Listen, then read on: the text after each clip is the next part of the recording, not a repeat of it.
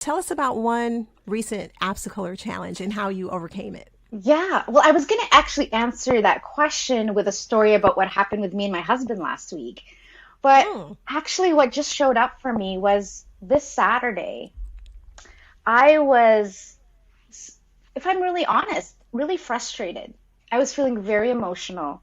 Um, I had been talking to quite a few couples this week about where they're at in their marriage.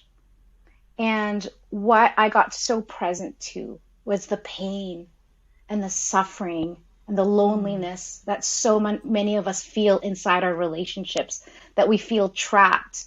We feel like we have no power and there's no hope. And I have to tell you, I had a really great cry on Saturday.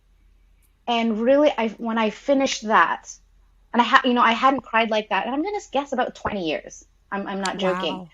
Um, because like I'm always the glass half full person. I'm always Hmm. optimistic. I'm always the strong one. And I Saturday I was like, my heart is tired, and I gave myself that space and that compassion to just be with the sadness in my heart. And when I got on the other side of it, what I realized was it was all of the emotions of the people that I had been speaking to all week just kind of Mm. in my body. And I felt as I cried those tears that their emotions I'd been holding on to them. And it was my opportunity to let that all go.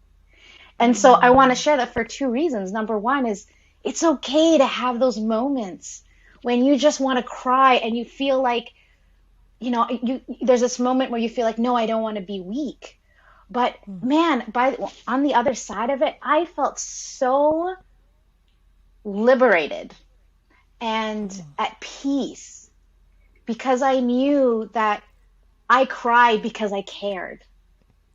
I was sad for these people because I want them to have an extraordinary life, to love themselves, to love each other, and that wasn't present for them. And that's what I Mm. cried for. And it was a moment when I said, "Man, my job is hard." Like, so there's times when I think to myself, I don't know if I can handle being with this kind of emotion of other people. But then I had to remind myself this work is not about me. It's not, Mm. it's about the legacy. It is about the impact that I want to leave on this planet so that when I get to the pearly gates of heaven and St. Peter says Yeah. to me, Janelle, what did you do with your life? I'm not saying, oh, I sold software, which is what I used to do. Yeah. I can say I transformed generations and generations of people with love and compassion. Mm. And yeah, I feel like I really needed to go through that process. And in the past, Hmm. I fought it. No, no, I'm Yeah. okay. I'm okay. I'm good. I'm good. I'm strong, but Yeah. it was just this moment of such vulnerability, but also power.